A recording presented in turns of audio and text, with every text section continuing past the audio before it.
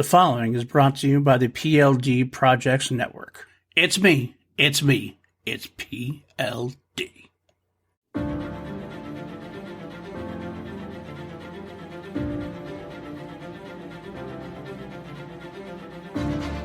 PLD. PJ Campbell. Two mediocre white dudes on film. Because frankly, we know you don't have enough of that in your life. So we're here to give you more. And without further ado, here are two mediocre white dudes on film. Numbers. I love seeing the numbers. It means that we're recording. Love seeing the numbers, especially since we actually had a little time off between our last recordings. So I'm excited to be back with you, my friend.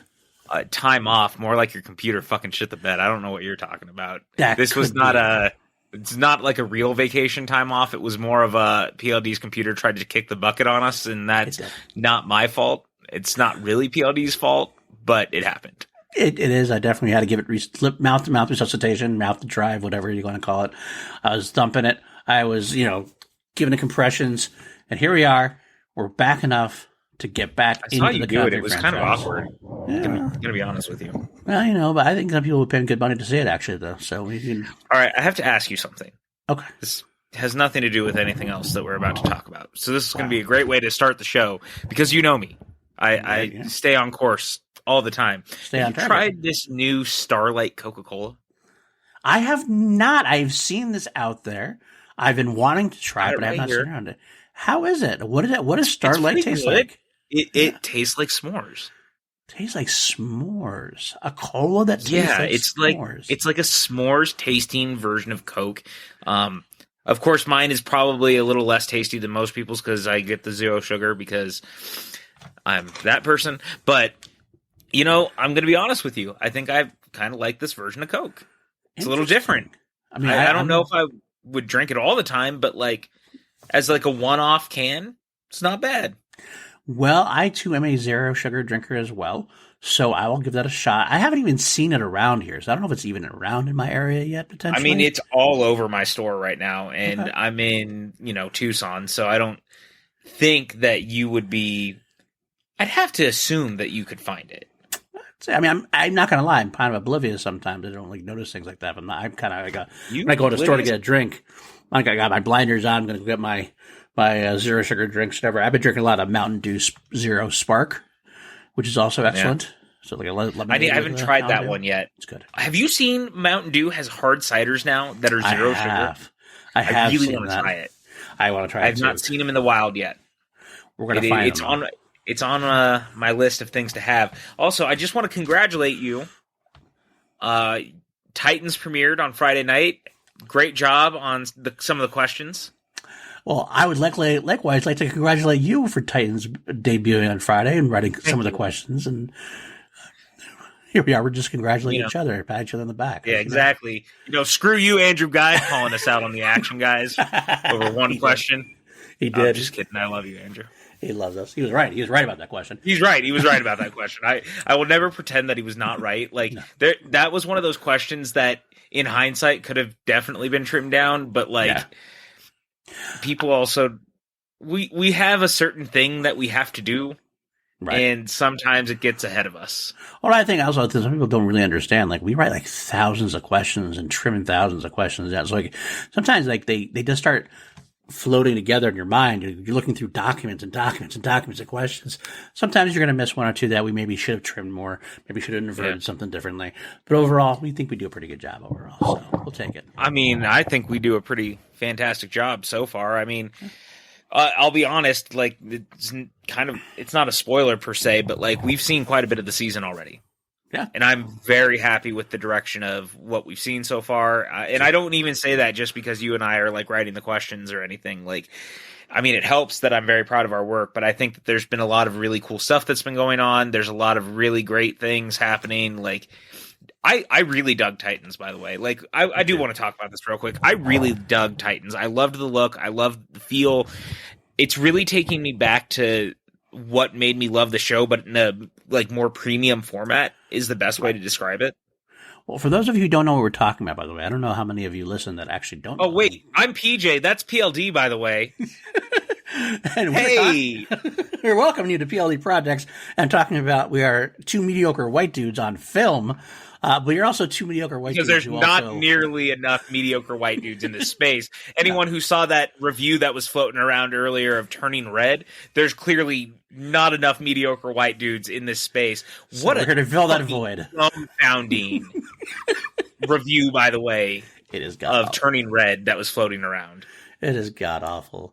But to bring it back, what PJ is talking about, is we both write the questions for the Movie Trivia Schmodown, which is a movie trivia show, which is basically you take movie trivia, you combine it with professional wrestling, you get storylines, you got guys, you got bad guys, you got trivia, you got the singles division, teams division, inner geek division, which is all your geek movies. You got Star Wars division, and we have recently had the season 9 is the reboot.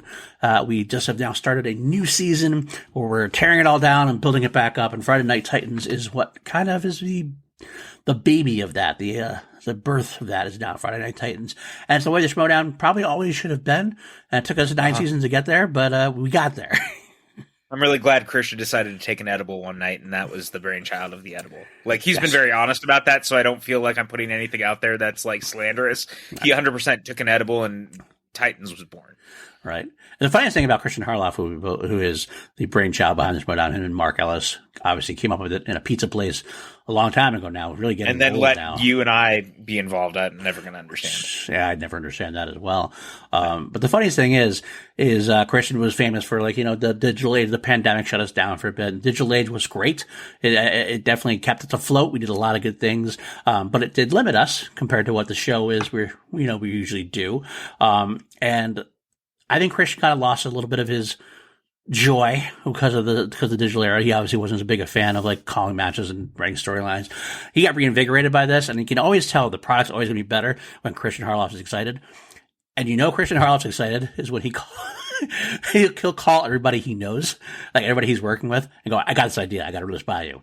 And he called me. He called PJ, and then he called me at one point. I don't know, we're somewhere on the list. I don't know where we are on the list, but we got on the call.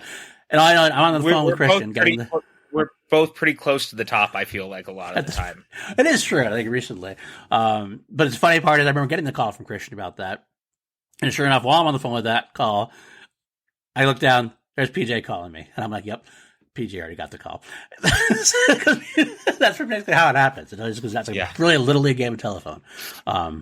You know what's funny? You brought up the digital age, and I was having a conversation with Christian over the weekend, and we were talking about the season and how excited he was. And I was like, man, I'm always going to have a soft spot for the digital age. And he stopped and he goes, wait, you have a soft spot for the digital age? Like we had never had this conversation. I was like, Christian, that's when I came on as head writer, and it became my baby from there. And he goes, oh, I could see that. I could see that. You have a soft spot then. Then he kind of gave me a pass, and I was like, I appreciate it. Thanks, man. So, I'm the same way. I'm the same way. I came in the digital age. I mean, obviously came in my way in was really through the FCL, which is the actually your way in was me deciding to take a vacation. Well, that was the bigger one. Yes, I did. After I got you in on FCL, and then I took a vacation. And then you're like, I'm gone. Take care. Have fun. Oh, okay. But that's really what happened. It is, but I appreciate it because it was a lot of fun, and it's got left me, and now we're both together doing what we do best and keeping our two mediocre white dudes on film talking about movies and stuff. And here we are, almost 10 minutes in this episode about Annabelle creation, and we have not talked a single thing about any movie at all. So, guys, if you've never been here before, this is 100% the vibe of the show. It's not going to get better from here. I hope you enjoy it. This is 100% how we run things around here because we tend to tangent, we tend to get off topic, and I enjoy doing it very much. Yeah. But you did bring up, we were talking about Annabelle creation. So PLD, do you know that this movie is 5 years old already? That is insane to me. I feel like this just came out. I mean, in other ways, it doesn't, because I know there's been a lot of films in the Conjuring franchise since then. So just logically speaking, it can't have been that long, but it must have been long enough. But still, 5 years ago. Yeah. Wow. So, the interesting thing is, you and I talked about this a lot over the last time when we were talking about Annabelle. Man, that movie is really bad. Like, Garbage. really, really, really, really bad. So the problem is that it was really bad, but it made a lot of money. Yes. And so when you make a lot of money, you can't not do another one. And so just within days of the fact that the movie had come out, they announced that they were going to be doing a sequel. And that was October of 2015. Mm-hmm. Then out of nowhere, David F. Sandberg is brought in March of 2016. He takes over for John Leonetti. Thank God. He actually got the job because James Wan had seen an early cut of Lights Out, which he was producing at the time, and really liked what Sandberg was doing. And right. Sandberg was a big fan of the Conjuring films because he's talking about it's much more grounded in like the old school horror. It feels more like The Exorcist and Amityville, like really about characters and doing old school filmmaking and things like that. And it ended up being kind of a pitch perfect pairing of him coming off of his directorial debut with Lights Out and Juan looking for someone to come in and do an Annabelle film. Right. Now here's where it gets fucking weird. Not only are we sitting here going, okay, so we're getting another Annabelle film, but then out of nowhere they announced that it will be a prequel. Prequel instead of a sequel. A prequel to a prequel, as Annabelle itself is a prequel to The Conjuring. Right. I love how time weaves. Weird. Yeah, very fucking weird. So they decided that they're going to make a prequel to the prequel of The Conjuring. Right. Because they're trying to clearly reinvent the first film in a way and try to like right that ship and make the character scary again and do this thing. And it's a bold choice. It is definitely a bold choice. But it's the right choice, I will say, too. Yes. Because you and I both know, it's actually kind of very interesting because so far we have watched and rated The Conjuring, the first Annabelle, and The Conjuring 2. And amazingly enough, through the first three movies, our ratings have been exactly the same. Correct. And I do feel like it's going to change here. Because here's the funny part. I want to say this. I had zero preconceptions because this is one of the films in this universe that I had not seen. I had no idea what was going on here. The only Annabelle I had seen was the original Annabelle, and that was crap. That's probably why I didn't go watch the other ones, honestly. PJ kind of talked this one up today. And PJ liked this one. And so he was like, all right, this is a lot better than the first Annabelle. And so he was definitely pushing me to watch it. I was excited to watch it. And You're blaming me for this shit. I am blaming you for this shit. You totally hyped me up. Ridiculous. This is bullshit. This is insanity. Look, number one, yeah, I do love this movie. I'm very excited to talk to you about it. But how dare you blame your insecurities about how you feel about Annabelle creation on me? I have no insecurities about it. I have no insecurities about it. I'm just trying to lay the groundwork to what happened. Because the interesting Stop thing blaming about me for your shit. I'm Stop not blaming me for your shit. No blame. Yeah. You were without blame. But because of our shared rankings, I find it very interesting that after I watched this film, I went to you and went, what'd I say exactly? Gonna be an interesting talk tonight. I almost quit the show then and there. I'm going to be honest with you. Actually, his best response was, that doesn't sound good. That was 100% my response to you, and I was already like, I'm going to be honest with you, I'm having a weird day, like, I'm not sure how I can handle this right now, and you fucking dropped that on me, like, how dare you? But I will say right off the top, and I will, before we get deep dive into it, I did like it a lot better than the original Annabelle, so we're on that same page at least. Look, if you didn't, I would legitimately be actually worried. The funny thing about this movie for me is I know exactly when and where I saw it and who I saw it with, because the day that I saw this movie, did I tell this story? You did not. I don't know if I told this story. The day that I saw this movie at my critic screening for it was the Burbank 16 with Christian and Mark. And it was the day my dad had a heart attack. Oh, wow. Okay. I think you did. And I was I was literally walking into the theater and my mom called me and was like, hey, just so you're aware. And it was like, great, taking that into the movie with me. This should be fun. Right. Because you couldn't do anything. You're far away. It wasn't like you could, Yeah, there was nothing I could do about it at that point. But so this movie will always hold a special place in my heart because it was the thing that I went and saw like right as that was happening, and I couldn't do anything. Right. But it's very interesting to me that they decided to go this route. This one's made for almost 10 million more than the first one. It goes from like 5 million to 15, and you feel it. But the thing is this movie looks way more expensive than $15 million.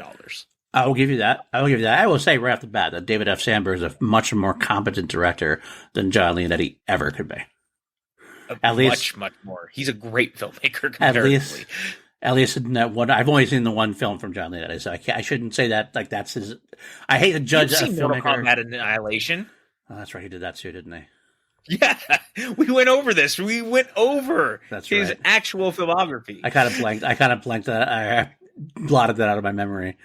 Yeah, well. I always hate judging a guy by like a couple of films. I feel like I shouldn't say he's a bad director. He just had a couple of bad films. But also, Wish Upon is terrible. So I don't think that. Look, the track record speaks for itself. No offense, Mr. Leonetti. You're probably never going to listen to this, but you're trash. Wow. Okay, that's right. He is trash. Okay, well, his movies, not him. Well, right. Maybe not the best director, okay. But ooh, he also directed The Butterfly Effect 2. Okay. Yeah. Anyway. Okay. Well, we're done with talking about Annabelle, the original. We're done talking about John Leonetti. We're going to talk about David F. Sandberg and everything else at this point. Have you seen Lights Out? I have. I saw it in theaters. It was a very good movie. We were talking about it. I love this movie. This is one that I almost wish that they had found a way to like sneak it in to the universe, just because I would have loved to talk about it. It's if you have never seen Lights Out, you should check it out. It's like a brisk 80-minute watch. It's super cool, very creepy. I think it has such a fascinating deep dive into like our psychosis about depression and things like that. Mm-hmm. And the way that your mental health affects you and the people around you. Right. And the way that it's done through horror is fascinating to me. It is such a cool movie. Just love it. It's Lights Out, in my opinion. Right. But I will. Maybe that's something we could do. We have threatened, of course, doing some non-franchise movies at some point. Maybe some fill-ins. Maybe we'll throw that in there as a possible one-off at some point. I wouldn't mind revisiting because I haven't watched it since the theaters, I think, actually. So it's been a while. So, but I need to revisit it too. I think I watched it during like I watched it during the pandemic at one time, I think. Okay. Fair. Yeah. And theaters. That's right. Theaters for me. So it'll be all new. But we're not talking about Lights Out yet. We're talking about David F. Sandberg's other film that we're talking about now is the Annabelle creation. Now, I will say... Annabelle creation. You added I have to challenge you. You're right. I apologize. You can't add the. I can take it away, but I can't add the. You cannot add the. You can take it away, but you cannot add the. I was actually saying the Annabelle creation movie. So it was not meant to be part of the title. It was actually saying... yeah. Anyway, go fuck yourself. So we open the movie, and it's 1943. Yeah. And we're going back in time. And we are introduced to Samuel Mullins, played by the always great Anthony LaPaglia. If you have never seen Empire Records, please watch Empire Records. 100%. I'm just saying. No, I will. I want to add that as well. Anthony LaPaglia is one of those guys. He's one of those guys. He is solid in everything he's in. If you know he's in the movie, you know you're going to get a solid performance. He's never going to let you down. He might not be a very like flashy performer, but he's one of those guys he's a consummate professional. So once you see him in there, like, okay, that's what at least one actor is going to be really good in this one. Yeah, and I thought that like it was really smart out the gate because one of the things you and I talked about with the first film is that it's not really surrounded by great acting. It's pretty abysmal, to be honest. And so this time Sandberg like went out of his way and he was like, I'm going to get a bunch of super talented people and we're going to make this movie. And again, to like get someone like him and then Miranda Otto, who plays his wife Esther, like you're grounding the film already in this kind of, we're going to make this an actor's workshop. And that's like the most interesting way to put it is that this movie kind of leans in on, you've got to care about the cast. If you do not care about the characters, we're really in trouble. It's kind of, that's what The Conjuring is, right? Right. The Conjuring has also really been big about, you need to care about your cast of characters, because if you don't, the movie's not going to work. Oh. And I think that out the gate, to get these cast members and ground it in that reality, you're already winning. I will agree with you to a point, and I'll agree with you about these two actors. The problem I have is, unlike The Conjuring, it's the rest of the cast. I think that Lulu Wilson playing Linda is excellent. I do think that Talitha Bateman as Janice is probably the best of the children actors. Absolutely. But the rest of the girls seem like we're filling in space with them. And actually, I have a very big complaint about them towards the end, which we'll get to. But those are all kind of, I mean, and before you go too far into it, I agree that I know that in the Conjuring movies, there's definitely focuses on a couple, and some of them ones are more extraneous. But this felt even more extraneous than usual, if that makes sense. I understand where you're coming from. I disagree. Okay. We'll get into it a little bit. I do understand where you're coming from, though. Like, I'm not going to say that I'm going to put up a big fight, but I do understand what you're saying. I don't want to jump too far ahead. I was more just laying the groundwork of this. But as we're introduced to Anthony Paglia, he is a doll maker, and they have this young daughter named Annabelle, and she is hit by a car like 6 minutes into the movie, and you realize that, and it's not like subtle. No, it is a brutal shot, and like I legitimately wince, which is why at the beginning of this film I was actually very much in high hopes I was going to love this film. I even texted you. I was like, wow, the girl just got killed. Holy shit, that was brutal.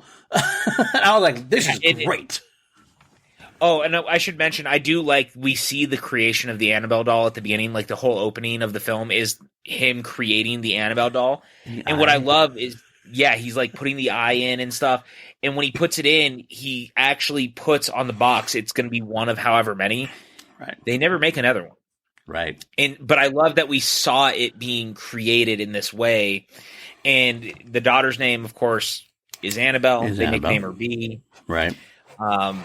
With the great moment with a hide and seek moment with her as well, which is nice. It sets up a lot for the film later on. You see that the father comes in, the daughter is there. It almost like made it sound like.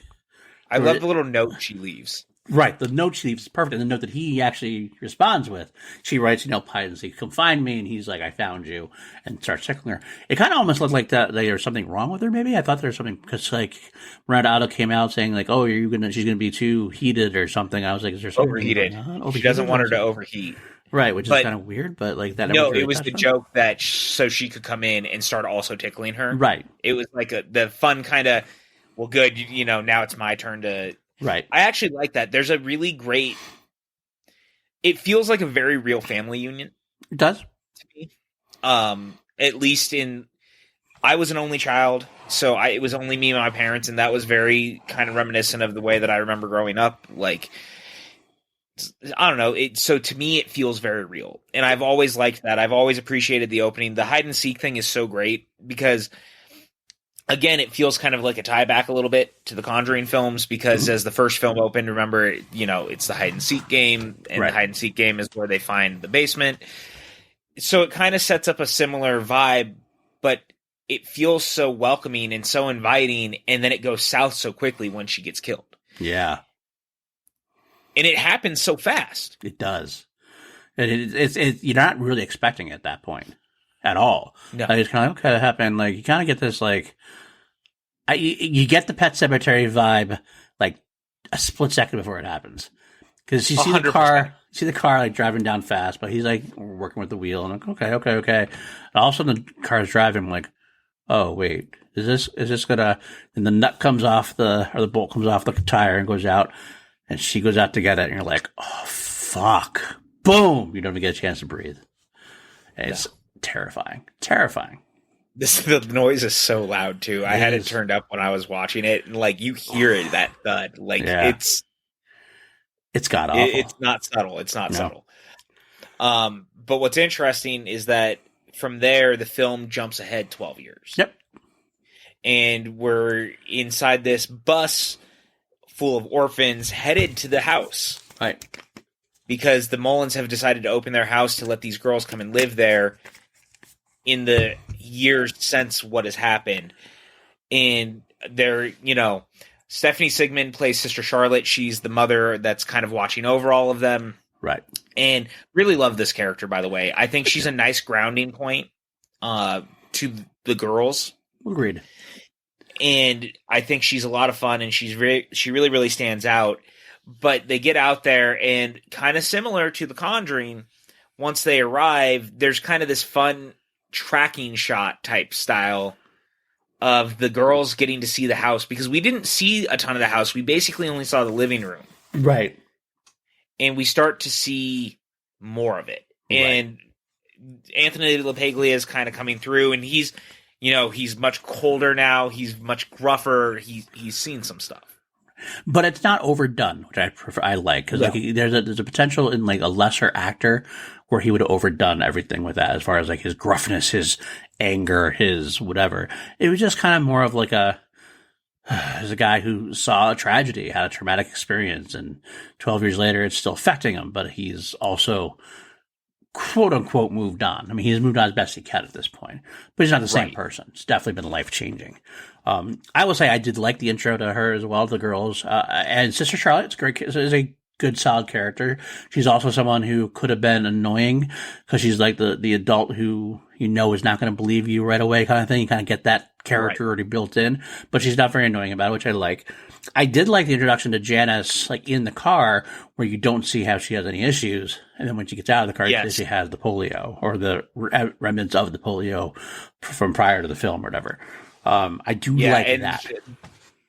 She gets out, and Mullins is kind of staring at her, and Charlotte says, "Look, she got hit by polio. We're not going to be in your way. Right. You're not going to be a burden to you. We can take care of it, and it's all going to be okay." And what is so great about this is the reveal too, that it's kind of clear that stuff has happened, and he has that chair. Right.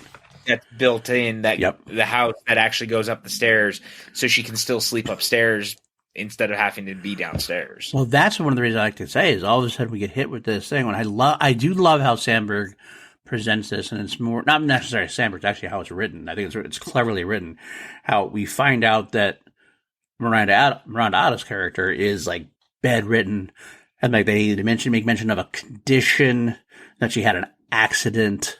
And it's kind of like a strange thing. Like, if they don't tell you what, you're kind of like, well, because no, she didn't have the accident. The daughter had the accident.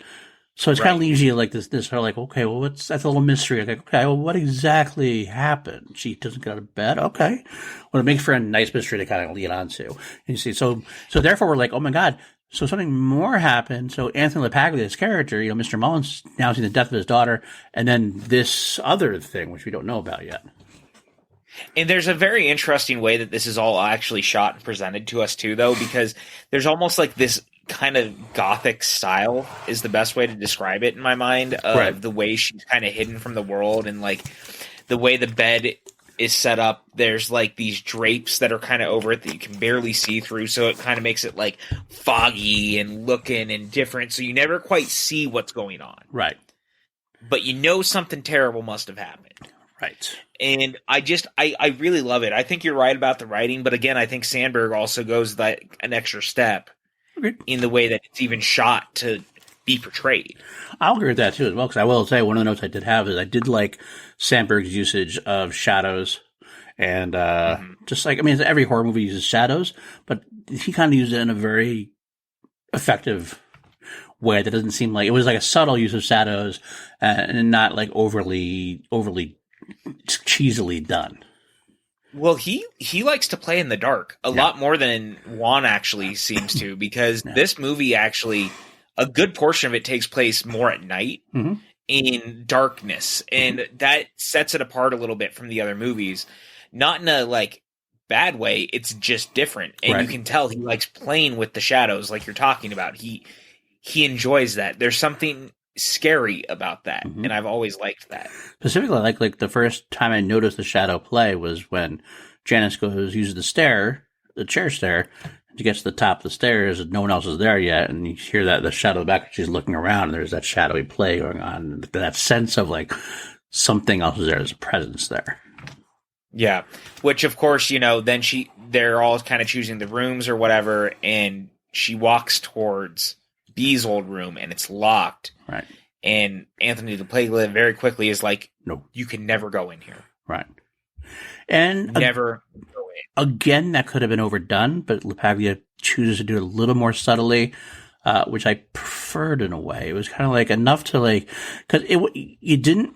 For little kids, you don't have to like be extremely stern. You save that for like just to fast forward quickly. We'll get there. I was seeing towards the end when Linda shows him the doll and he freaks out. That's the kind of sternness I almost expected from a lesser actor when she's just trying to get to the door. You know what I'm saying? Like, cause this has been 12 years since this has happened. So it's kind of like more like it's probably hasn't, obviously it seems like nothing has happened in the past 12 years as far as that goes. I feel like that, like she's been locked in that room. Annabelle, the doll, has been spirited away as we come to discover. So if nothing's happened in 12 years, your guard does get let down just a little, even from a traumatic experience. You're kind of more like, nope, no one goes in there. Right. That's it. Yeah, so, of course that warning kind of goes unheard in the end, as you might think, because Janice actually gets a note similar to the ones that B had left in the past. Right. Find me. Comes under the door that night, so she decides to go into the room, and the room is now unlocked. Right. And this, to me, this whole sequence is so great and so interesting. I don't know how ahead I've jumped at this point. I feel like, but well, we all really skipped that. The only thing I really skipped was like the sister Charlotte's in her room, and the dumb waiter thing keeps opening and blowing and stuff. Oh, and you get the reference to the nun, right? And the nun picture. That picture happens later on, I think, doesn't it? The picture might happen. I think the picture actually happens later on. But I do I do know what you're talking about, and that nun was one of my favorite moments in the movie, because it was not just because it was a reference, but it was the way that they showed her, like, as like you had to almost like turn the picture in a way, which is like a trick picture, which is kind of cool to see that way. I liked that. It's a clever world building. It is very clever and subtle world building. Yeah. Which we're going to. So what I love about this sequence, then, if I can. Yeah. Is that the thing I like is that it almost feels like a mystery film. Yeah. And there's a very like noir kind of feel to this little girl wandering around this room and getting this feel of something has happened here. Mm-hmm. I don't know exactly what it is, but something is wrong. Right. And he's looking around, and you're seeing like the dollhouse, and you're seeing everything, and she finds this little key. Right. And it opens the closet door where she finds the Annabelle doll. Right. And this room is super creepy because literally all around the room is like pages from the Bible that have been glued onto the wall. Right. And the doll is there. Which is your first hint. Which is your first hint that something's wrong, kid. Right. And so she leaves out of the room, and she's like freaked out by the doll because the doll is fucking terrifying. Mm-hmm. Like you and I have talked about, this doll is fucking scary. No one wants to have this doll. Why does anyone have this doll? No idea. I digress. So I would not want this in my house. We talked about this before. I will jump in real quick and say at this part earlier on in this part of the year, those are probably more normal though, because they're more handmade stuff. The handmade stuff can get creepy, but even it's still fucking scary to look at. It's still pretty creepy. It's a scary fucking doll, and we both know the only reason that they kept it is because it was named after their daughter. Very true. Anyway, so this is one of my favorite moments, and practical effects are so cool when they're done right. She's freaked out by the doll, so she throws the blanket on top of the doll, and she goes and she walks to the other side of the room, and she's looking out the window, and the doll stands up. Right. Or something underneath the doll stands up, and the blanket starts to move. Right, and it's pretty freaky. I'll go with that. It's really scary. It's a great stop that. you stopped that. I see you shaking your head a little bit. This is great practical effects work. This is like old school horror. I was bored. You were out of your mind. It didn't really affect me very much. I don't know if I was expecting it or. I got to be honest. Like one of the things that wrung me about this movie is that there's a lot of filler to it.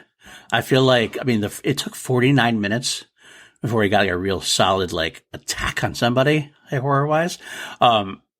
Compared to like The Conjuring and stuff, you did have the boomer kill in the beginning. ADD child. It could be. I could be at this point, but because I usually like a slow burn, but I just kind of felt like, okay, we see what's going on. Too many Michael Bay movies. We need to get a little bit. I want a little more tease quickly, and like we even forgot there's another scene between that with the whole dinner and the ringing bell. I actually prefer that horror. Oh, that seems great. That I prefer the mystery of that before I prefer the mystery of this, because the doll and the head. It was okay. It was okay. I won't say anything more on it. I'm not going to have yucky yums. It's fine. It just didn't affect me.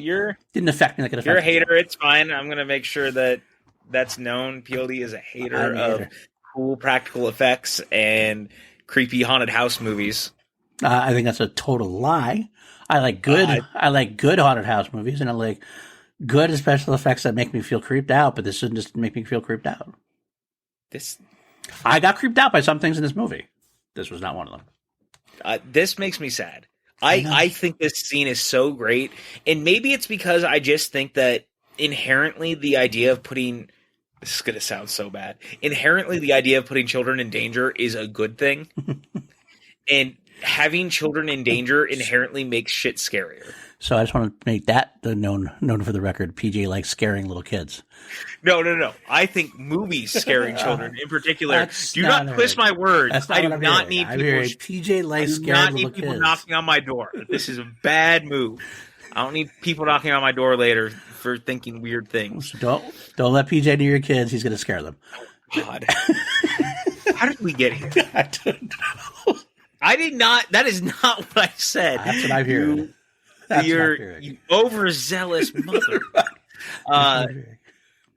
Anyway, the reason I do like this scene, though, and look, it's fine and fair enough. I can understand where you're coming from, but there's something to me about old school horror filmmaking that just like really hits, and that's why I've always loved this sequence, because it feels like Sandberg got to play with old school, like he was really going for that vibe of some of like the House of Wax, like some of the older 50s horror, because again the movie takes place in 55, so he's kind of playing with the things that you saw in those movies, right? But you're doing it now where it's even more effective. You can do more things with it, you can make it more convincing, right? And so there's something that's always stood out about that sequence to me that works, because the moment that the thing falls to the ground, the blanket falls to the ground, like it pops for me.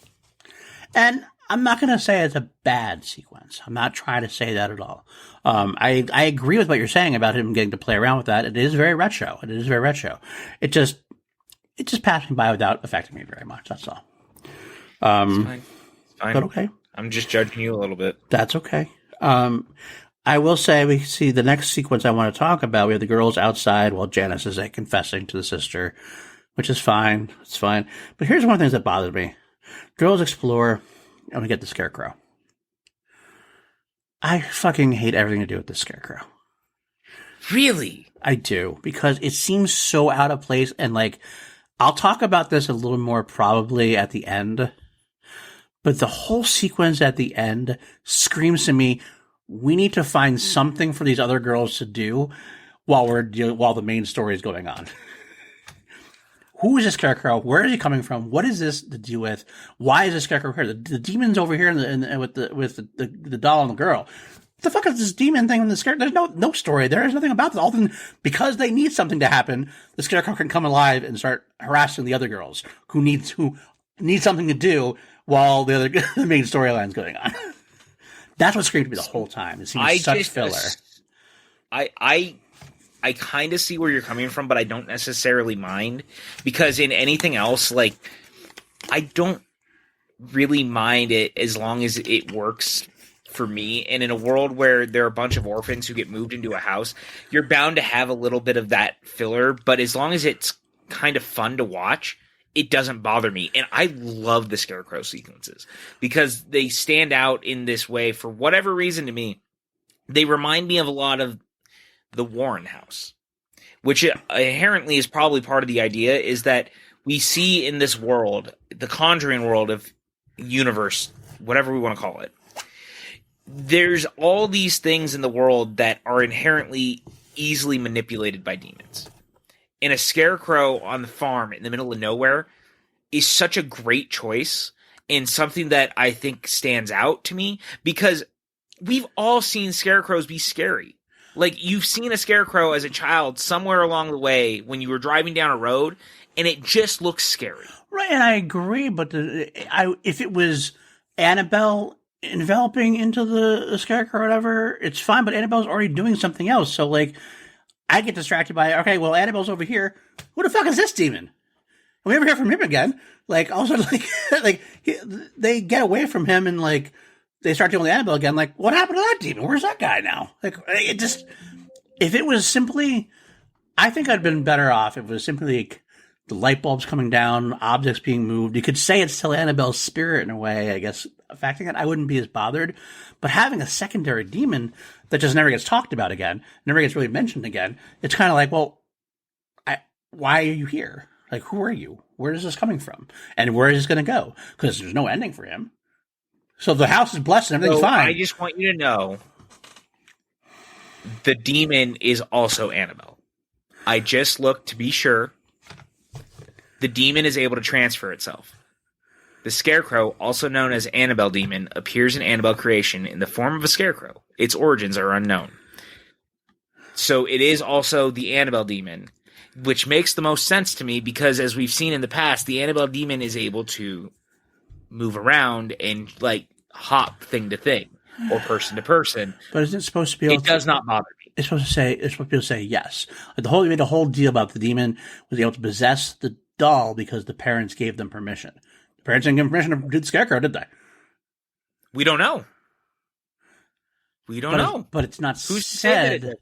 I mean, I guess, but that's they're probably going to give the Scarecrow an origin movie down the line anyway, and we're going to that might retroactively make this better to me because otherwise, like it's like right now to me, it seems like it's lazy screenwriting to me. Yeah, well, you know, tomato. I did go a little lot further ahead than I wanted to, only because the Scarecrow happens here, and it's supposed to be laying this groundwork for later on in the sequence. But like the whole time, I'm kind of like, I don't know. To me, that's one of my bigger things about. Like I said, the film seems like for a film that's an hour and 49 minutes. I feel like we could have chopped off 25 minutes and made a much sleeker, tighter 80 to 90 minute movie about the main stuff. I don't think I would have enjoyed it as much. I would have cut the girls out. I would have cut the other girls out, to be honest with you. I wouldn't have had them in there. See, I don't want that. I think that's where you and I are at odds. And that's very interesting, and I think it's fair. I might have cut one or two of them out, but I think you at least need to have, looking at it, I think that Grace Fulton probably needs to stay. I think she, more than any of them, is the most unexpendable cast member. Because you have to have an older teenager in this role who is kind of pushing them and kind of, she's in a way her own version of a villain for them. Like there's all these weird things going on, but you also have the one person who's like downplaying what's going on. You're crazy, even though she's faced it, but she's trying to convince them that none of it's happened. She's too scared to deal with it. Like it works for me. Okay, I could compromise with that. I could compromise with that, but like that would attach her more to the main storyline instead of like at the end. But go play in the barn. I think it still attaches. Go play in the barn. Because ultimately, like, she's the one who, if you look at it, Linda's character doesn't really know what to do without Janice. Mm-hmm. And so she's trying to mix in with these girls who she's clearly never really spent time with. So she's trying to wiggle her way into that. And now, like, you have to have Janice who's just kind of looking and watching it happen from the window. I think it's really important as a character piece because you're also leaving Janice alone. Without the girls, there's nothing for Linda to go do. Linda's hanging around. There's no way Janice gets possessed. So you have to have these characters. See, I think the idea that she has polio is enough. Like, cause like if Linda wants to go run and play outside and like, just goes to the net, you have a dog. She can go play with the dog or running with the dog or something like that. Leave her, Linda. Yeah, but then they're gonna fucking kill a dog again. Do you really want them to kill another dog? No, I do not want to kill a dog. That's true. Exactly. So you take those words out of your mouth. Fine, let's run around with the cat. So PLB likes hurting animals. Someone get a hold of PLB. Wow, that's not what I said. Take that back. But no. Fuck, she's gonna go play with a squirrel. Then I don't care. Squirrel. Play with the crow. It just, I don't know, because it just to me distracts from the main storyline and makes it a longer film that's not needed to be. That's to me. I will contend to you it makes it a longer film, but for me it makes it a more interesting film because I think it ultimately makes Janice much more vulnerable, which is arguably the point. Again, I understand where you're coming from with the polio of it all, but look, I think you need to have those forces in the movie that also stand in the way. There is a lot going on for an hour and 49 minutes, but I think that it focuses on the necessary parts. Okay. Enough that I never feel like it takes me out. Like, I feel that both the Mullins, Sister Charlotte, Janice, Linda, and Carol are like the major components, and the rest of the girls are just kind of there, and that's fine. But you have to have all these components for the movie to work, for me, the way that it does. If it doesn't work for you, it's totally understandable, and I get it. But I think that they all enhance this movie for me in a very specific way. And that's fine. Like I said, I'm not going to be on about it at all. It's just, to me, I do wish that I will give you the fact that I like what you're saying about Carol and that idea. I think we could have just her and attach her to the main storyline instead of having her go off on a side quest. The side quest to me just like, it's so. I'm never going to win you over on the Scarecrow, and that's okay. Like, and I love the design of the Scarecrow. Let me point that out specifically. I like the design of the Scarecrow. I like the actual what it does kind of thing. It just bothers me that it's like that side of the storyline. I'm kind of like, this is really not really that important. Yeah. At all. I hear you talking. Your lips are flapping. I hear you. Let's move on. I respect it. Okay. All right. Moving on, we get the sequence where the other girls, Carol and Nancy, they do the ghost stories, and the bell ringing. That's one of the better ones with the girl. I know I just said the girls are expendable, but you could have done this scene with. I think you could have done the scene with Linda and Janice, to be honest with you, telling ghost stories to each other, whatever, somehow. But I do like the idea of the bell ringing becoming a scary thing, because the bell ringing was creepier than a lot of the stuff that they did. To be honest, it was one of the more creepier things they did. Because I love the idea, because there's something inherently scary about hearing a sound in your house or wherever you live, and you realize that you're not, like, right, the one doing it. And the thing I really love about this scene in general is, again, it creates that air of tension between everyone, because the older girls are having this, like, fun night, and they're talking about boys, and, Mr. Mullins walks by, which leads them to being like, well, you know why what happens at night? Mrs. Mullins comes out, and she walks around, and she's creepy and scary, and the bell keeps ringing, and they're like, why is she not answering? Or like, why is he not answering? Right? What's going on? And so they're under these blankets, and this creepy ghost thing that looks like her because she's got a mask shows up under the blanket and scares them. Right. And it's so well done and so creepy, and it works so well. And again, I just think that there's something inherently interesting about it. And I think that this also, to your point about the Scarecrow and stuff, the Annabelle demon was doing this too. Where did it come from with the mask and stuff? You accept it because you like the scare. So, if you... Because you know what it is. I know part of it is for me, and this is why I think it attaches to a very primal part of me, because this is actually the whole sequence. One of the few movies, like, I love horror movies, and I grew up on horror movies, but very few horror movies like ever really got to me in a creepy way. You know what I mean? Like really like left that kind of reliable impression on me. One of them was The Shining that worked on creeping me out. One of the other ones was Pet Sematary. And, and Zelda, the sister. That freaked me out when I was a kid. And this kind of like distantly reminded me of that. You had a sick person kept to a room, ringing bells when she needs things and things like that. And so I was automatically like brought back to this primal state of fear of my childhood. I was like, ooh, this is working for me. This movie has a very honest, like Stephen King-esque feel to it. 100%. And you can definitely feel that there's this, because there's a little Shining, there's a little bit of Pet Sematary. Like, it's very clear to me that Sandberg is a King fan. Specifically, and I think this is where the Annabelle demon seems to, in my opinion, inherit the land in this house, in the barn. Like, that's, to me, the demon has spawned out, and especially because it's been let out. When it was contained, it was one thing, but when it's been let out, it's kind of wrecking havoc and doing whatever it wants to do.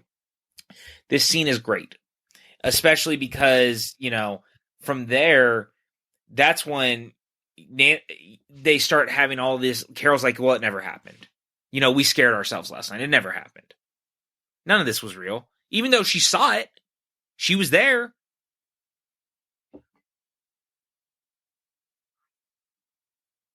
You're muted, PLD. I can't hear you.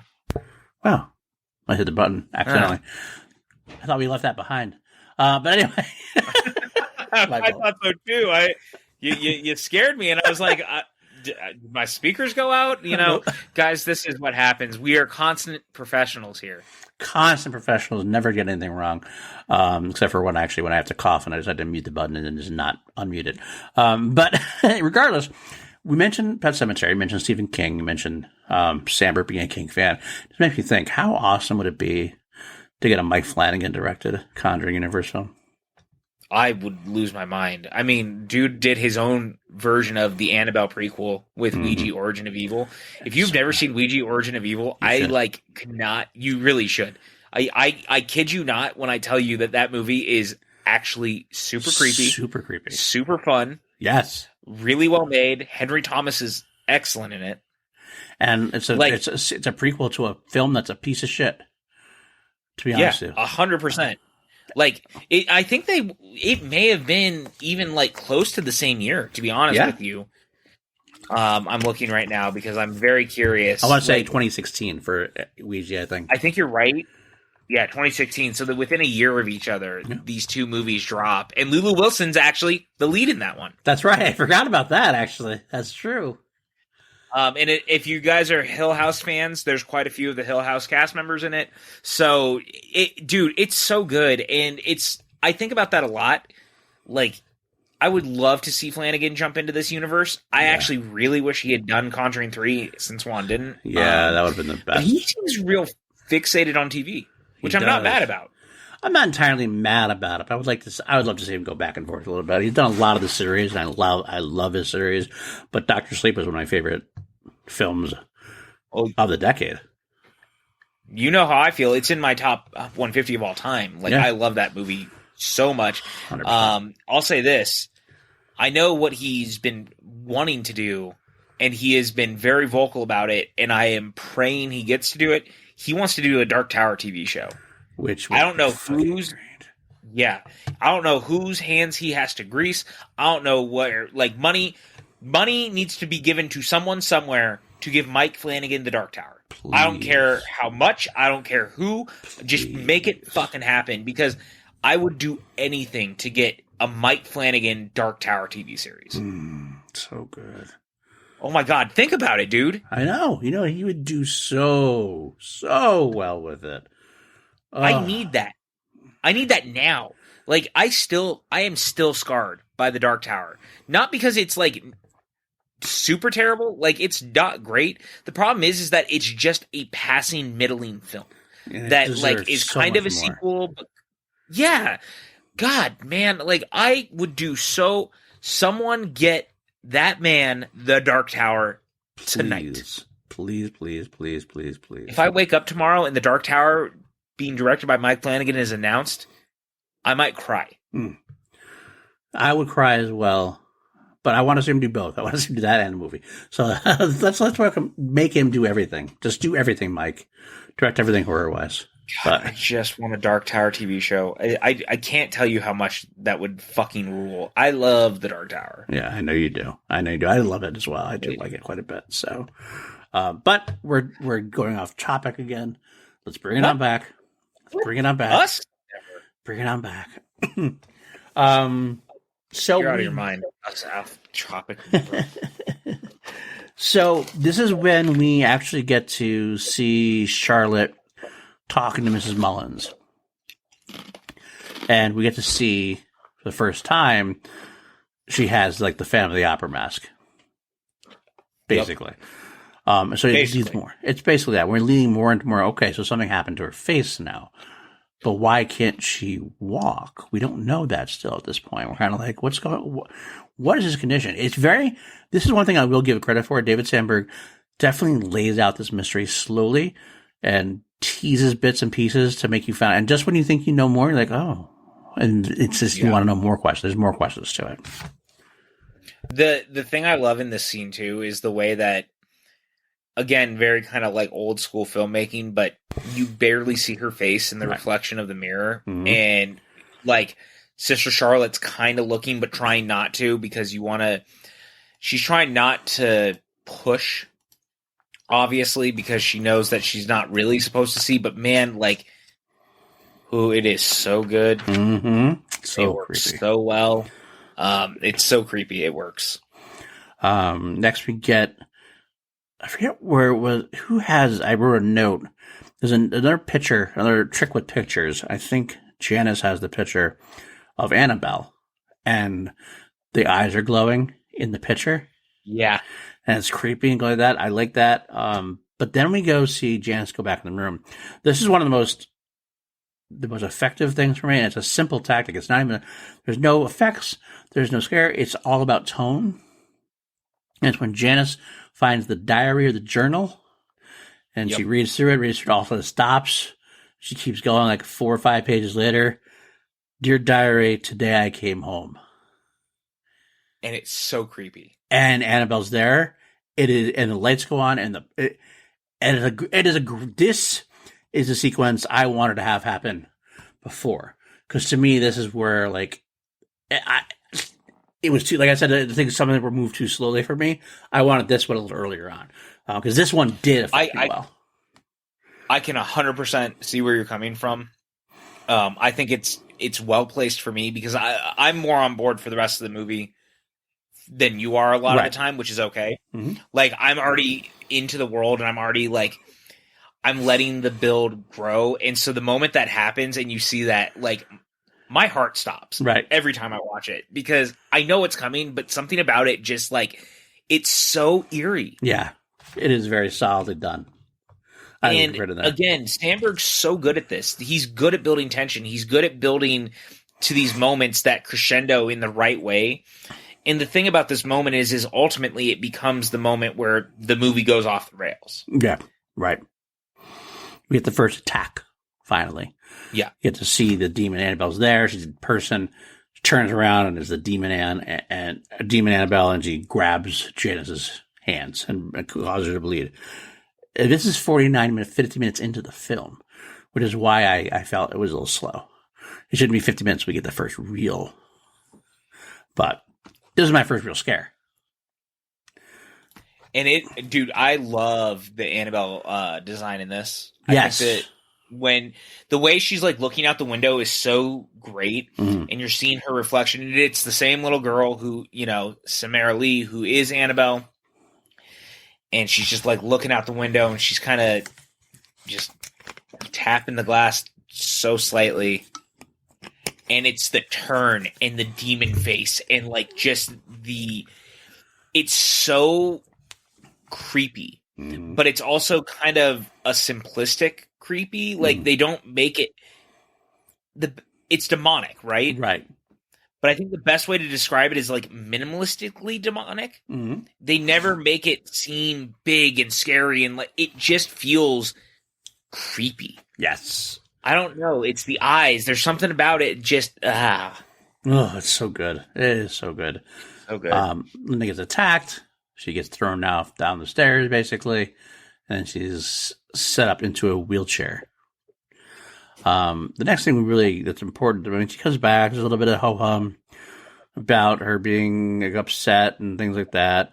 But then you get to see Janice outside in a wheelchair, and she's like feeling a little better about herself. The sun's out, and that's when she gets attacked again.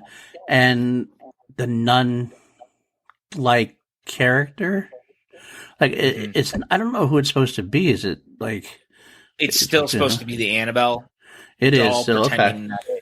Yeah, because she's in like a sister, like a nun garb. It seems, and they push her into the barn or whatever, and locks the door. Did we skip the stairwell sequence? We said she got thrown down the stairs. Oh, we did a little bit. I mean, she tried to escape by the stairs. I want to make sure before we jump too far ahead. Okay, it's part of the same. This fight. sequence, right during the attack, she goes. This was again. Sandberg's very good at setting up things to come. Right. The use of this stair chair is so great, and so like every time I watch this, to me, this is a greatly crafted chase, scare, tense moment for the character, for the build, everything happening with her trying to get in and like trying to go down the stairs, and everything about it is so scary. It legitimately works for me. And what's funny is when I think about a scene like this, I always think of Gremlins, because Gremlins has its own bit using one of these stair chairs, but it's very comedic. Yeah, this is not. Right. This is not comedic at all. It is so spooky, and like I feel tense every time I watch it. I will say, I did kind of skip over it. It was one of the few times that actually it was a great use of foreshadowing, and yet it was effective. Like usually sometimes you yell at character for being stupid in situations. Right. But like they had the whole sequence at the beginning where they see the stair chair, and Samuel puts her in there and says, up is up, down is down, and it won't go until you click the belt. Mm-hmm. And she's trying to get down away from Annabelle, the door. She throws her body into the chair, and she's like, click. And my initial thought was not about the belt, but about, so Annabelle's going to prevent the chair from working. It's going to be one of those things where the electric's not working. And then she clicks the bell. I'm like, that's right. He told us that. But I was so intense in the situation that I forgot it too. So it made sense to me. It was great. It was a great little moment for me to say like, that was well placed, well thought out, and realistic, quote unquote, stupidity. Because it wasn't really stupidity, but you know what I mean by that. Like, just in the heat of the moment. No, totally. Forgetfulness. Again, I just think it's so great, so well crafted. And it shows why, for me personally, Sandberg continues to be one of the great modern horror filmmakers, because he's really good at builds like this. Lights Out is full of them. This movie is full of them. Even Shazam, to a point, has a bunch of them that really work. Like there's a very 80s Ghostbuster style to the demons in that movie that are very cool, but there's a lot of great builds. Like I love the whole sequence in the office and the way that the camera pans and you're kind of seeing it through the glass. Like right. The dude knows what he's doing. 100% is what I'm getting at. And this sequence in particular stands out. Why? Like why he does. Why he gotcha. Okay. That's right. Wait, you just me question why. Okay, gotcha. You pay attention, would you? I was mad. As I'm saying, but I was kind of like, wait, did I miss that part? Okay. Anyway, you know what? I don't like your attitude. I don't like your attitude. That's okay. So we skip forward again. Okay, so Janet gets locked into the barn, and then we see her get possessed. The whole vomiting of the black goo in her mouth sequence, and okay, so they really love the vomiting in the black mouth sequence. They do. In this movie. They really do. Like, I'm going to be honest with you. I don't know if I need to see that every time, but what I do like is that once this has happened, and it's very creepy. Again, very kind of Conjuring-esque. Yes, obviously, very much so. But there's this kind of moment where the sister and Linda walk in, and they're like, "Are you okay? Are you okay?" And she's like, "I got locked in here and I couldn't get out." And she seems real scared. And so Charlotte says, "Well, are you okay now?" Right. And that she turns and she's like, "I'm fine." And she's looking at Linda, and Linda immediately knows that is no longer this. And I like that look on her face is she's scared. She knows her friend, and that is not her friend. Not her friend, right? And that's where, like, I gotta be honest with you, it's kind of funny. I was Janice, Talitha Bateman and Lulu Wilson. This is where they start really standing out for me. Like, if you take the beginning of the film till here, to be honest, almost all the children after were kind of like just forgettable overall. But when Talitha gets possessed, she makes it well known, and like she like really turns the corner, so to speak. And her and Lulu Wilson both ramp up and get better as the film goes along. Well, I think that's one of the things I really appreciate is I think that Lulu Wilson and Talitha Bateman in particular really get better as the movie goes. And I think that they really stand out, especially the movie pivots a little bit because Janice is basically the lead, and now Linda kind of ends up taking center stage. Right. From this moment on, which is interesting pivot, but it's the one that makes the most sense because it would not be as interesting to follow Janice from here, right? Because she's possessed, right? So you need to be able to, so you have to shift it. And I actually think Linda overall is maybe the more interesting because she seems kind of helpless, and she's scared, and she wants her friend to be okay, and it's such a great character move. I think narratively, it's just very interesting. It continues to work for me every time I see it. This is a great shift for the film. Yeah, I agree, and I like to think that she's not only just because she's not. I almost disagree with that. You say she's helpless because she's unlike a lot of children in this role in this type of film. She actually does take good steps, even if they're childlike, even if they don't always work. She takes these steps that are brave steps to take, trying to help her friend, trying to save her, trying to help the situation. She has the gun's the Nerf gun thing, and it's not going to work, but it's something she's trying to protect herself with. She's the one who realizes that Janice is no longer there, so she's the one like, okay, I'm in charge of this. Like, you guys don't know what's going on. I know what's going on, so I got to figure something out. Helpless wasn't necessarily the right word, but I guess it was more towards the demon. Yeah. Okay. Like. That I think that's more what I'm aiming at. I don't think she herself is helpless. I think you absolutely nailed that. She's clearly the only one who is aware at this point, other than the Mullins start to clearly get an idea that, oh shit, the thing that we've been hiding is finally out, because there's this whole conversation that they have earlier on. Yeah. Where Esther's like, let the girls into your life. Try to enjoy the sounds of this, and he kind of goes, yeah, but what if we invited them and gave it exactly what it wanted? Right. And that's when, again, is another, that conversation between Samuel and wife, Miranda's character, who is Esther, Samuel and Esther. It's a great moment where also, again, it leads you down that path a little bit like, oh, okay, so it was a daughter. I mean, I think by this point, we knew what was going on, per se, but it still was laid out enough. It was later enough that we knew what was going on, but it was so interesting seeing, okay, well, what exactly happened? Because we don't know yet still at that point. 100%. But we're about to know. And so, and we're about to know, and I just really love everything from here on, because I think it becomes so, almost a race against time. Yeah. Is a good way to describe it, and she's just trying to save her friend. Yeah. I agree. And because, their whole thing is that they didn't want to go to the orphanage because they didn't want to be separated. And if they were going to be adopted, they want to be adopted together.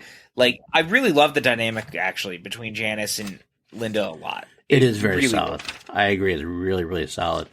It's at this point, though, that we just about lose Mr. Mullins, because Lulu Lulu Wilson's the actress.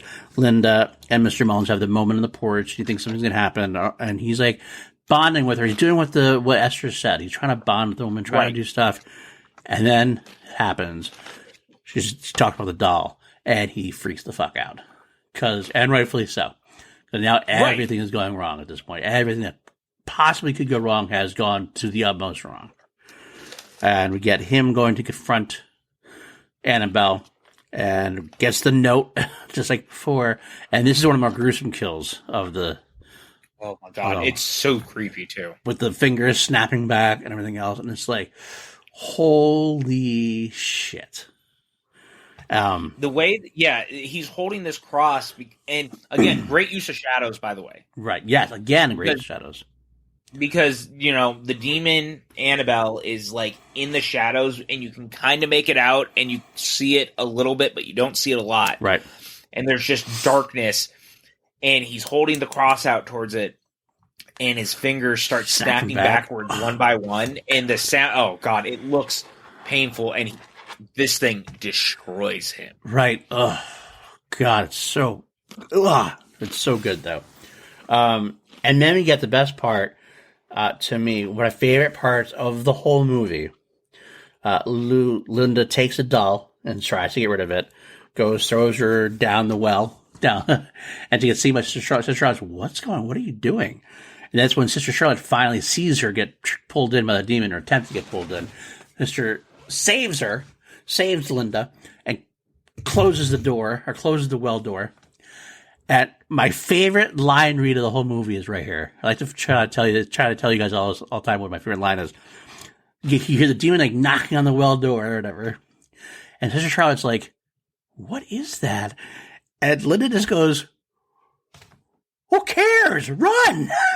It's 100%. It's so funny. And it's so like above her age, or innocent age. I loved it so much at that point. So they run away. That's my favorite part. The great thing about that is what you just said.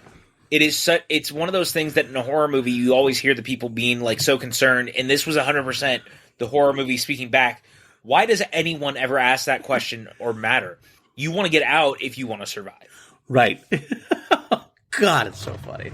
But I love her face. I actually rewound it 3 times, so I just loved her face at that moment. So, let's see, where are we next? All right, so the doll is back, and Janice. Oh, so he gets in the house, and the doll's still there, and Janice is gone now. All sorts of freaked out at this point, right? Well, because, they threw the doll into the well, they thought things... And, the thing about the well was that there was a joke earlier that Esther was living at the bottom of the well. Remember that? And right. The girls are talking about, well, he keeps her down there. Right. Well, actually, it probably turns out that the demon also had been, hanging down there. And knew it, the way that thing can get out and get back to where it needs to be at any time is nothing short of totally terrifying. Right. Absolutely. The whole thing is just terrifying at that point. Let's see what else happened. Oh, then we get our exposition. You finally got our exposition. There's always exposition at the end, which is okay. But this is basically what Miranda Otto was hired for. Which is, I was going to say, this is the reason you hire Miranda Otto for this movie more than anything, is she gets to tell you the story, and she's very good at it. She's very good and passionate about it, and you believe her, and it works coming from her because she's an actress. She's an actor who knows what she's doing. So it's a power through. We finally learn the whole story behind what happened after the incident, after the death of Annabelle, and how she led her into their lives. And you see the scarred face. It all comes clear. It's a great payoff to a mystery that was laid throughout the film. I'll give David Sandberg a lot of credit for that. One of the things I really like about this whole sequence is the way it plays out, and you're kind of seeing the flashbacks, because I think it's 2 years before this, so it's 53. Right. When she gets hurt. Right. And they're taking you through it, and it starts so normal, because you hear the song that she would play at night on the record player, and then they decide to let her into the house possess the doll, be a part of the house, come and stay here, and then you catch little glimpses of, like, in the mirror, the Annabelle that's standing behind her, you see the demon face. Right. And then she turns around and it looks like the normal Annabelle. Or little things like that, and then it just attacks. Right. And goes for the face. Yeah. It's so good, man. So powerful. Not quite as powerful as seeing Miranda Otto later on. Half of Miranda Otto Pinned to the into wall. the wall, like just the top half of the body. Ooh. Yeah, Annabelle had a field day with that. That was Like, nice. and we never see that kill. It's actually more gruesome the fact that we see her, like, walked in on that way. Yeah, I kind And of you're like like, it that way. holy fuck. Ooh, what happened here? Exactly. That's good stuff. It's so good. So we have the next part where, okay, so they start basically attacking the kid. Like, the demon goes nuts at this point and knocks Charlotte around a little bit. Although it's kind of funny how, I mean, I guess in real life this actually would work, but like in a horror movie, it seemed a little out of place. Charlotte gets like thrown up in the air, and then she gets like thrown up against a picture frame. That takes her out for quite a long time, considering. Yeah, it really does. Considering, like, it's kind of like my little complaint about, well, where the hell were Ed and Lorraine? Why were they taking so long to move from the one room to in the Conjuring 2? Same kind of thing. It's like it's that storyline needed her out of the way, so they kind of like, okay, yeah, she's just knocked out or something from that, but that's okay. That's not a big deal. It's not the minor petty little tidbit of mine, but I'll let you talk about the Scarecrow bit now more if you want to. I still say this is part where I wanted to know more about Annabelle and Linda, and I cared less about the kids in the Scarecrow and the car. And I don't know. So I think the reason that this whole sequence works for me is that it creates the air that everyone is kind of in danger, not just Linda, because it's very easy to make it seem like everything about this would be Linda versus the doll and the demon. And there's just, I think it's the way that this sequence is put together with the lights in the truck, in the way that it's flickering on and off, and, you know, the Scarecrow starts to come to life. There's just something very cool. Right. And that, like, it's creepy to me. And again, I think part of it is just, I think scarecrows are inherently scary to see.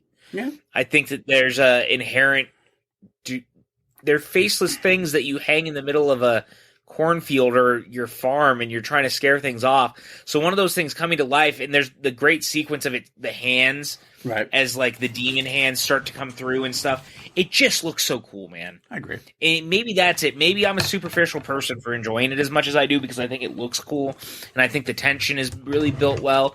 And I think that when you're watching it, I think that Grace and Stephanie Sigmund and all of them, they really sell it. Yeah, they really sell their side of this equation. Like, Linda's stuck in the house, they're stuck outside the house, they're all trying to get to the same place, which is out of here. Agreed. The interesting part also is that obviously Charlotte tells the kids to call for help.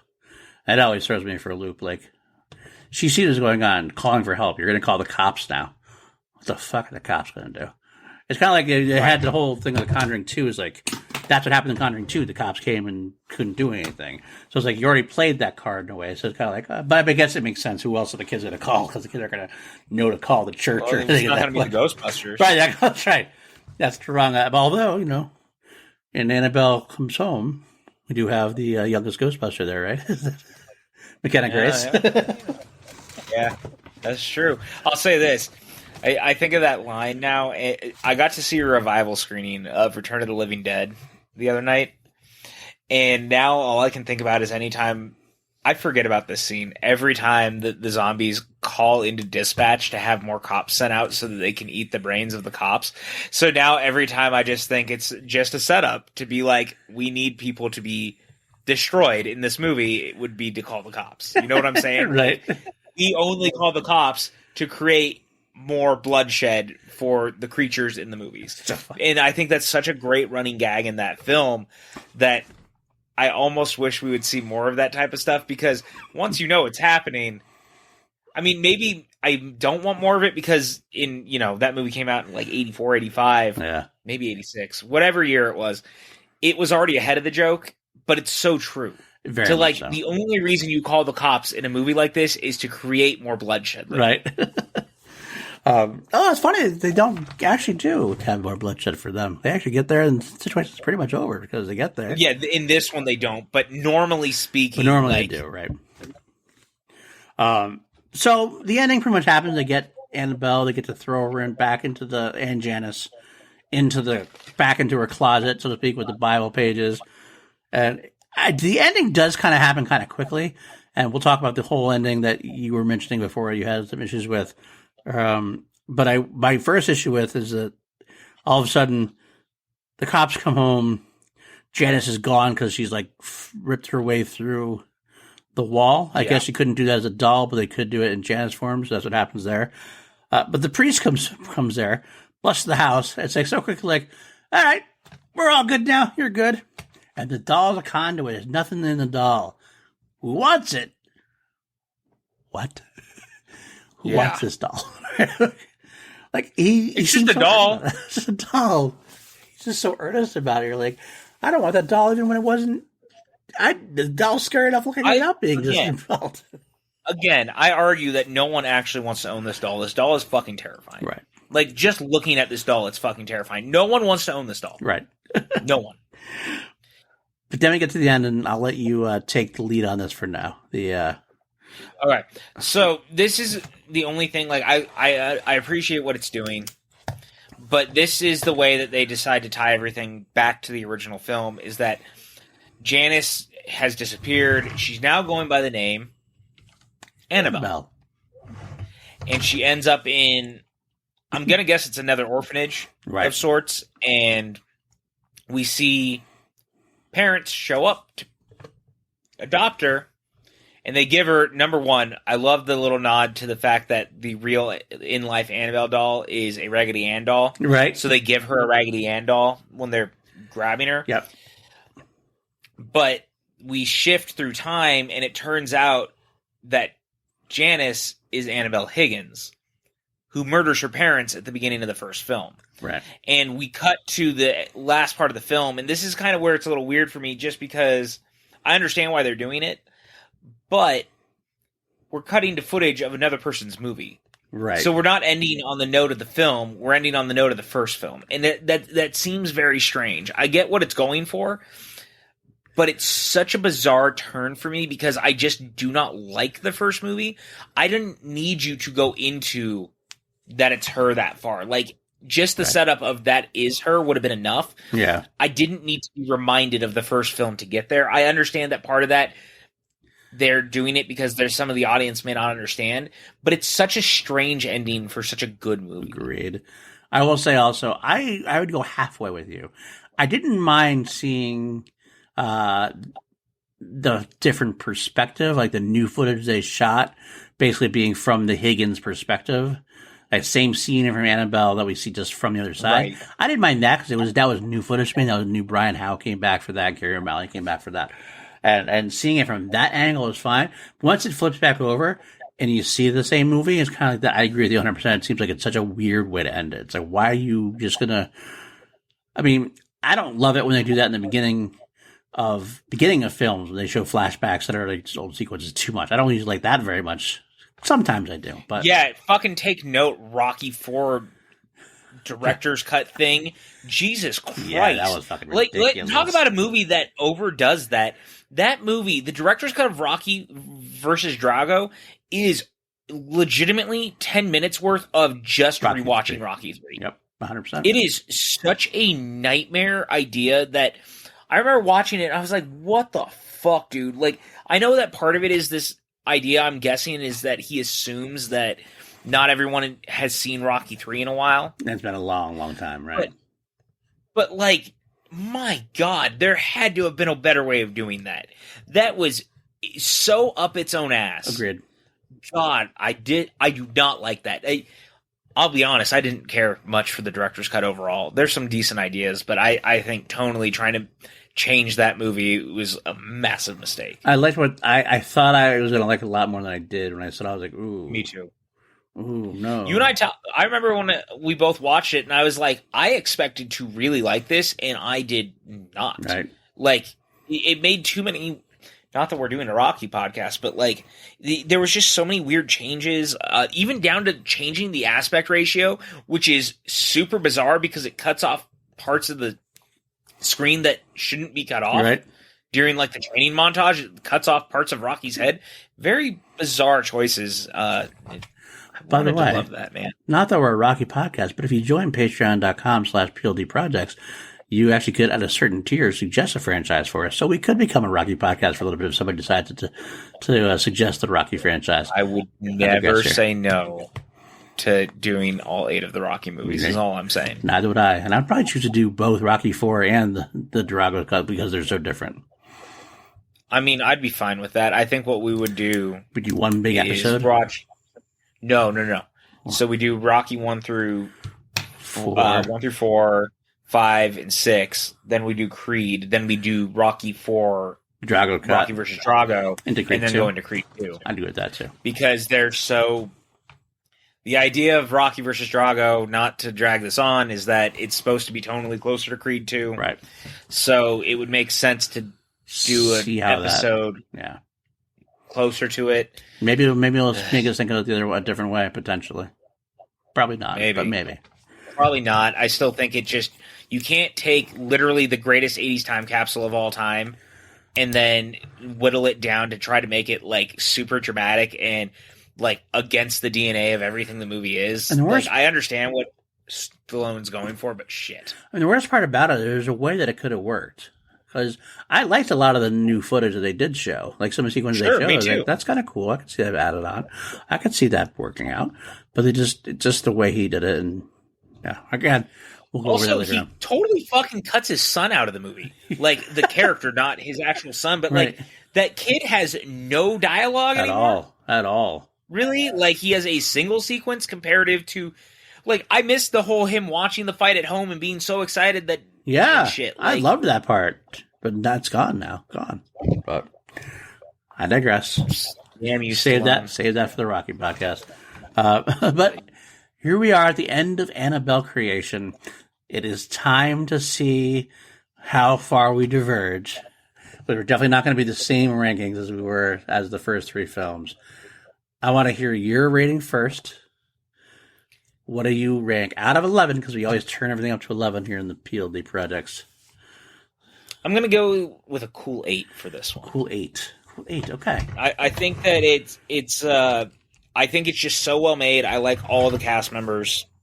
It gets an extra boost for the fact that we get Anthony LaPaglia because the dude just rules so much. For a movie that I never needed or never wanted to need, it's surprising how much I continue to enjoy it to this day. Like every time I go back to it, I'm as entranced by it. I'm as thrilled by it. I'm as excited to watch it as I always am. Like I never get bored watching this movie. And that I think is the best sign that it has done its job correctly. And I enjoy it greatly for that reason. Okay. I will say, like, going into this episode, I was going to give it a 5.5. Jesus Christ. After talking to you for a while and going through it, I will bump it up. Just not that far. I'm going to give it a solid 6. Can't even give it at least the 0.5. Like, you're saying that this movie's only 4 points better than Annabelle? It's only about 4 points better than Annabelle. Because I'm not saying, I'm not, because you're saying, I think you're out of your mind saying it's this close to The Conjuring and Conjuring 2. It's only 2.5 points under Conjuring? Yeah. Yeah, you're wrong. You're crazy. But that's okay. No, you're out of your mind. You are out of your mind. And I love you for it, but that's okay. We are 2 people who can agree to disagree. Can we? And not yuck. This is kind of a deal breaker right now. I'm going to be honest with you. You're done, huh? It's funny. I was thinking about it and like, not to jump ahead, but if you were super bothered by the scarecrow thing, there's going to be something I think that is going to drive you absolutely bananas. Okay. In Annabelle Comes Home. Okay. I'll keep that in mind. It's interesting because you told me how much I was going to like both of them, so I'm interested to see what's going to happen with those. But we're not there yet. I think you're going to have more fun with Comes Home. Okay. I could. Absolutely. We'll have to see. I'll say why. Okay. a lot of your problems about there being too many characters and stuff, there's only like 4 main characters to the whole movie. Okay. That's solid. We are halfway through the Conjuring universe at this point. We have 4 left. Officially. How did we get here? I don't know. I'm not sure how fast it's So what? That makes La Llorona next or The Nun next? The Nun is next. It's first The Nun, okay. Then La Llorona, then Annabelle Comes Home, and The Conjuring, The Devil Made Me Do It. Which, I gotta say, I'm really, really super interested in revisiting The Conjuring, The Devil Made Me Do It at this point. Yeah, I've only seen it twice, so I'm excited to see it again too. Once in theaters. That's it. I saw it once in theaters, and then I watched it once on Max before it left. So I'm excited to revisit that one. Have you seen The Nun? I have seen everything else. I have not seen Annabelle Comes Home, but I've seen The Nun. I saw The Curse. I've seen all 3 of these. I'm sorry. Okay. I was gonna say in theaters. The Nun I saw in theaters, and The Conjuring 3 I saw in theaters. The Curse of La Llorona I think I saw afterwards on home video. That makes sense. But The Nun, I will say The Nun. My initial instinct, I don't want to predict what I would rate it, but I remember being a little underwhelmed by it overall. But I mean, I am interested to see a revisit of it. I wish this is the one time that I'm like, man, if only we had guessed, because I know that Brandon Hannah is very similar in wavelength with me on The Nun, and we both have like a pretty hot take about The Nun. Okay, which is. Gonna spoil it here? I think that people are ridiculously hard on this movie because I think most people misunderstand the movie. Okay, maybe I'm one of those people. I could fully agree. Because I will admit, I have no problem admitting that sometimes I watch a movie, think one way, engage in conversation about it, and I kind of rediscover things about it, or I see things in a different way, and I can change my opinion on it, and I'm okay with doing that. I want everyone who watches it the next time they watch it, because I'm assuming that all of you listening to this are watching the movies as we go along, and if you're not and you're just listening, well, hey, like, thank you, you're awesome. I'll say, if you have not seen The Nun in a while, or you're revisiting it, before we all go into it, I want you all to look at this movie not like a serious Conjuring horror film. I want you to go into it to expect a Hammer horror film. Okay. I want you to look at the movie like the old Hammer horror type stuff. That is that movie. Okay. There is a serious Hammer horror vibe that this movie is throwing down in a modern day setting, or not a modern day setting, but a modern day filmmaking that is absolutely fascinating to me. And I think that's the reason I enjoy it so much. And I think that's also why Brandon enjoys it so much. There's some, like, when you watch it with that perspective, it changes its feel a little bit. Okay. All right. I'm definitely going to give it a shot then. Because I do like the tissue that was there. There were some parts that just underwhelmed me. So maybe I'll take a look and see if that changes my thought process. But there we are. PJ, where can the folks find you? You guys can find me on Twitter, Instagram, PJ_Campbell. Hey, Movie Trivia Schmodown's back. Friday Night Titans. I write the questions. Be nice to the writers. We're only human. Hanging out here, PLD Projects. We do things. We talk about movies. We're 2 mediocre white dudes who enjoy film and blue boxes. That's true. And that's something, I'm glad you brought that up. Because I know. do have... That was called a segue for you. That's a nice segue. I will start off my talking about with my Patreon, patreon.com/PLD Projects. Nobody cares. You should care, because that is where you will see two mediocre white idiots in a box. Or PJ blue box. A blue box. It is a blue box. PJ and I will do bonus content for you at a certain level. I believe it's the $10 level and higher, where we're doing an extra episode of 2 mediocre white dudes on film, but instead we're just covering Doctor Who. And our first episode of this goes up on March 13th, Sunday, March 13th, at a my mom's undisclosed birthday. time. Oh, happy birthday. And we're going to be tackling... Happy birthday, Mom. You're never going to listen to this. We're going to be tackling the entirety of the filmed versions of The Eighth Doctor, Paul McGann. Yes, the movie, all 2 parts of it. The movie and the short. The Night of the Doctor. Night of the Doctor. So that is happening there. Also, You have other things. We have a chat we get a part of. We do a monthly AMA. I'm also going to be doing some more content with my Crown Jewel stuff. Wait, we do a monthly AMA? We have a monthly AMA. I've asked for questions. We haven't really. I'll figure it out. We'll probably pre-tape it when we get enough questions. If we don't get any questions, then we won't do it. For some reason, I did not realize we were doing that, and now I'm even more excited because I love answering questions, guys. You should send us all the questions. I will answer. Well, within decency, I will answer anything you send us. Exactly, and I will as well because we are. I'll even drink before I do it. I'm a lot more interested in answering questions when I drink. That's scary. That's very scary, but I'm here for it. But I'm just saying. Speaking of patrons, I do want to shout out my patrons. Some of my patrons, some of the higher levels. No. The producers and above. We got the producers: Brandy Parker. How dare. Jeff Alterman. Hello, Brandy. Kelly W. Jeff's okay. John Lestrina. And my two executive producers, Brandon Buckingham and Danielle Ramirez. I love you all. Ramirez. I thank you. We like you guys. Thank you for your support. Great. We appreciate you. And, you help keep the lights on, as I say. That's true. And so other places you can find me and PLD Projects. I do have Crown Jewels. That episode came out actually just God, nobody cares about Queen anymore, Paul. It's just you. It doesn't matter. I think they'll listen and they'll love it. It's called The Night Comes Down, the song I'm going over now. It's the 6th track on the self-debut album. And you can also find me again with the movie Trivia Showdown, just like PJ. And finally, you can also find me in Action Industries. I do produce for Andrew Guy and Ben Bateman's channel. It's a lot of fun. Come hang out. Are those two guys that we had to do a rebuttal video against? That is. Those guys we did a rebuttal video against, and I'm sure those two jokers. They are jokers, but they're fun jokers. So there we are.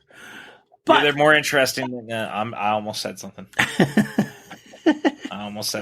You almost said something, but you didn't. That's probably a good thing.